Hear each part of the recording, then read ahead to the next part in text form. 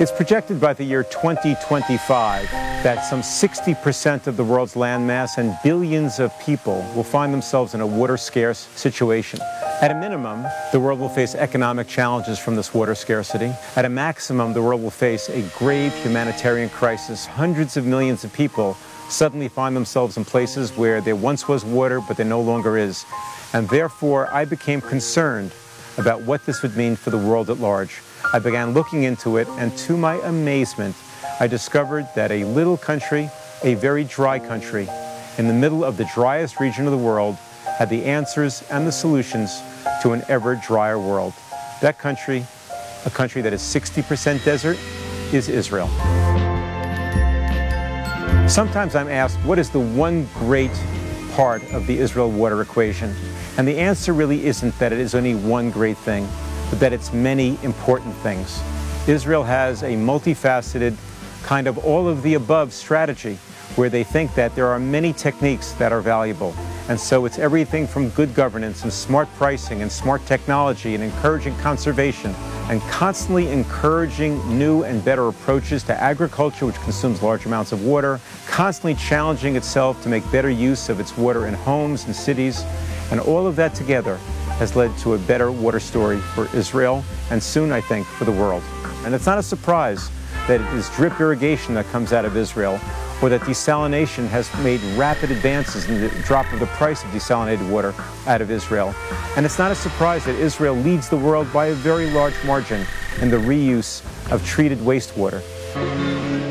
Today around the world, 150 countries have some form of engagement with Israel over water. And that's a remarkable number, because there aren't 150 countries with which Israel has diplomatic or commercial relations. Water is a way of engaging others. It's a pathway to peace.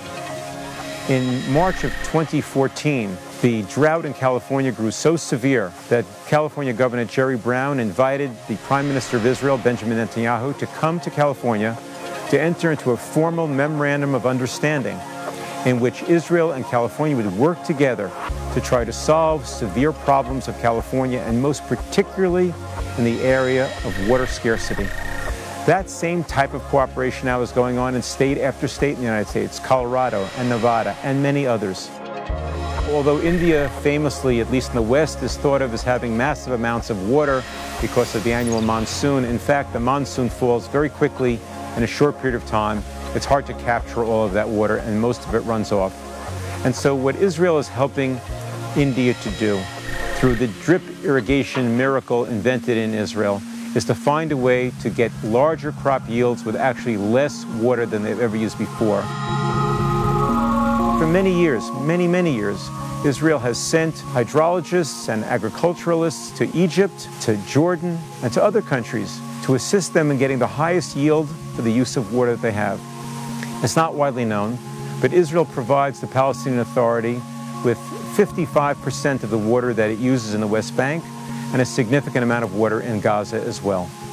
Israel had an open-door policy for Palestinians in the West Bank and Gaza, engineers, water administrators from these territories, to come into Israel for 5- and 6-day seminars where they would be taught, usually in Arabic, by Israeli agriculturalists and Israeli water scientists on the very best practices that they could take back to their home communities.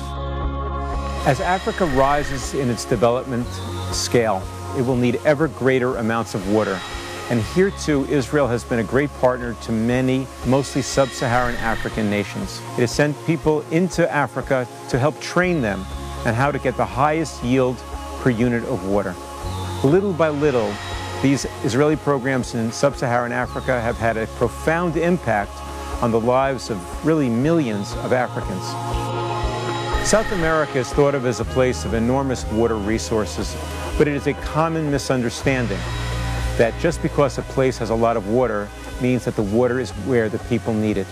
So, for example, in Brazil, the country of the Amazon, the mighty Amazon, the largest source of fresh water in the world, the problem is that just a few hundred miles away in Sao Paulo area, a state that represents about 40 million people, they have water scarcity that is profound and deep. Israel can help them as well in figuring out ways of training people in conservation and making the highest, best use of the water that they have. And that's fortunate, because now the world is now going into a situation very similar to what Israel has experienced, but Israel has prepared itself for it. And now the world doesn't have to spend decades doing what Israel did, but simply has to learn from Israel and to adapt those techniques and technologies and practices. Israel is a friend, a partner, and a solution in country after country, region after region.